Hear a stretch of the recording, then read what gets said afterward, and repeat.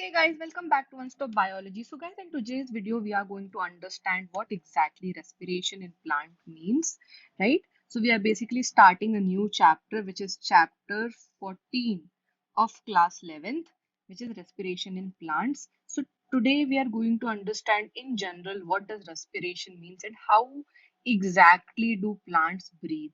So guys, if you are new to my channel and you have not subscribed to the channel yet, please do subscribe to the channel and press the bell icon to get all the updates. And yes, please do give your feedback in the comments of the video. And guys, if you do understand the video, please do not forget to like it and share it with all your friends. So guys, basically what exactly is the concept of respiration? Let's start with that, right? So basically, if we talk about respiration in general, what do we say exactly? We say that all of us breathe to live. So basically breathing is essential to life, right? And all living organisms, including plants, animals, and microbes, they breathe, right? So basically this process for carrying out daily activities, right, which is absorption, transport, movement, reproduction, or even breathing. All of these processes require energy, right? Now, in the previous video, we saw that we obtain energy through different processes, like green plants obtain energy through photosynthesis, right? So basically, in the same way, those are known as basically plants are known as producers. Now we say human beings derive our energy from either plants or animals, right? So we are consumer. We basically derive our energy from plants and animals. So let's first of all understand the concept of respiration. What exactly this respiration means? What is respiration? Right. So basically, guys, we say that in order to it obtain energy, we have different processes. Like for some it is photosynthesis, where they make their own food and then they use it as a source of energy. For others it is based upon consumption of these producers, right? So basically, if it comes to animals, animals are considered as heterotrophic. Animals are heterotrophic. That means they obtain food from plants directly or indirectly from carnivores, basically from animals as well. So they can be herbivores, that is they're dependent only on plants, or they can be carnivores where they are dependent on plants and animals both. Then we have saprophytes like fungi, which are dependent on dead and decaying matter, right? So basically, in this chapter, we are going to deal with cellular respiration, or we can also call it as mechanism of breaking down of food material. So basically, cellular respiration is nothing but the mechanism for breakdown of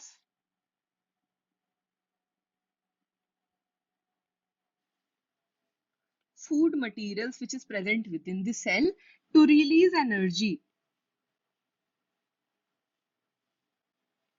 right? So basically, this energy is then trapped for synthesis of ATP. So photosynthesis takes place within the chloroplast. We know that in case of plants, the process of photosynthesis takes place in chloroplasts, right? Now, guys, the breakdown of these complex molecules that the plants are producing, that takes place in the cytoplasm and in mitochondria, right? So breakdown, now photosynthesis happens and food is basically generated. Now this breakdown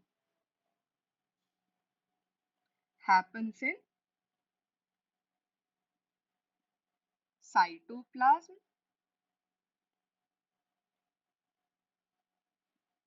and mitochondria. You'll have to remember this very clearly.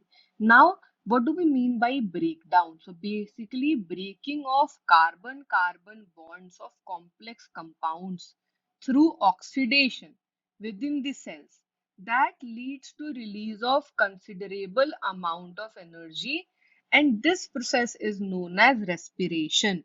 So if I have to give you the definition of respiration, what is it going to be? So respiration basically is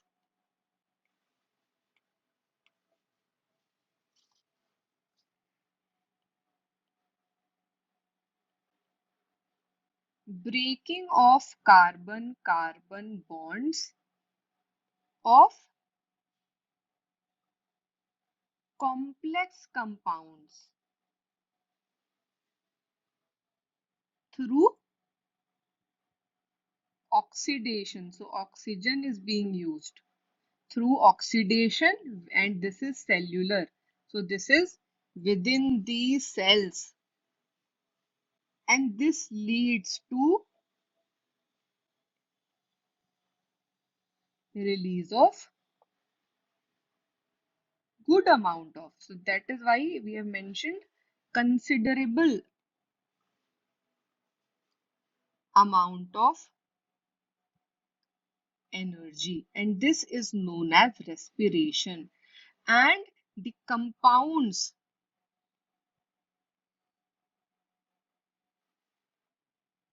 that are oxidized during this process, so during respiration, are respiratory substrates. Okay, so usually there are organic acids which can be used as respiratory substrates in some plants. Now, what happens, guys, during oxidation within a cell? All energy contained in respiratory substrates is not released free to the cell into the cell, right? Or in a single step. It is basically released in a series of slow stepwise reaction. So this energy that we are talking about is released in a slow stepwise, right? So it is basically released in slow stepwise reactions, right? And this basically is controlled by enzymes. This is also controlled by enzymes. So basically it is a controlled process, guys. You'll have to remember that it is a controlled process, right? And it is trapped as chemical energy in the form of ATP. So you'll have to remember that this energy is trapped in the form of ATP, and that is why it is important to understand that the energy released by oxidation in respiration is not used directly but is used to synthesize ATP, which is broken down whenever it needs to be utilized. And that is why ATP is known as the currency of the energy currency of the cell. It is known as the energy currency of the cell, right? So basically the energy trapped in ATP is utilized in various energy requiring processes of the enzymes, and the carbon skeleton which is produced during respiration is used as precursors for biosynthesis of other molecules in the cell, right?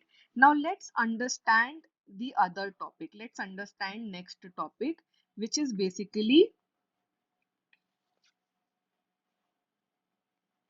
do plants also breathe? We know that we breathe, right? We have a proper organ system for respiration. But do plants breathe? So basically, plants do require, we say that yes, plants require oxygen, right? For respiration. And They also release CO2. They also release carbon dioxide, right? So basically plants also have system in place that ensures the availability of oxygen. But unlike animals, they have no organized, right, or specialized organ for respiration. They do not have any organ for respiration.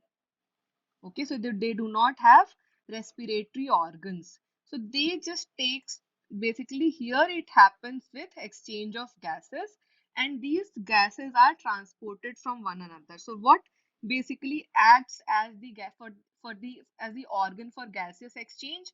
Stomata and lenticels. These are used for gaseous exchange, right?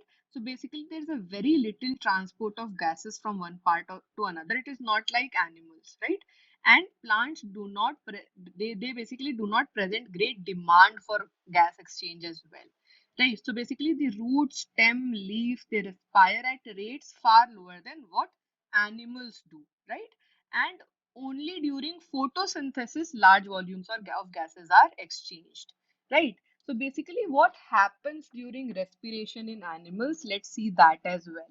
Now if we see what happens, basically there is a complete combustion of glucose that happens, right? So basically in plants there is a complete combustion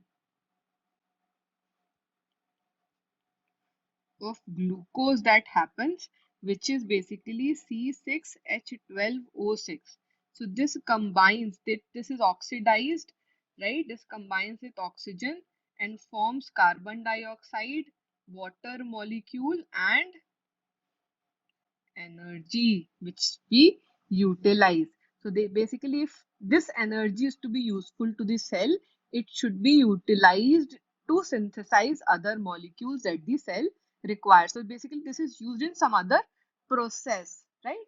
Now if it comes to the process of respiration, we said that oxygen is utilized and carbon dioxide, water, and energy is released and products, right?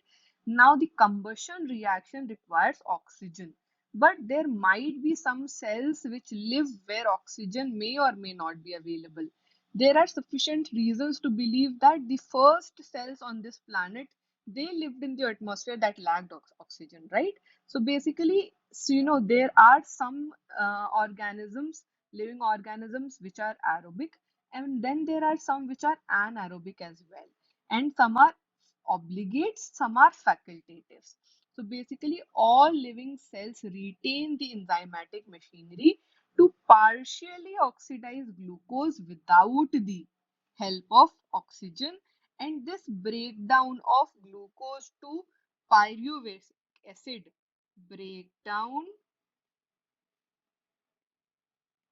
of glucose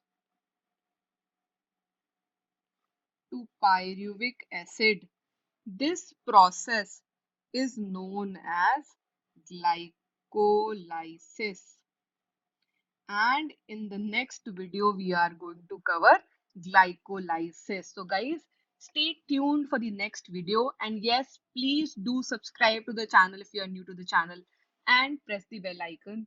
And also if you do understand this video, please do like it and share it with all your friends, and do give your feedback if you have any doubt in regards to this particular topic that we dealt today, the introduction to respiration.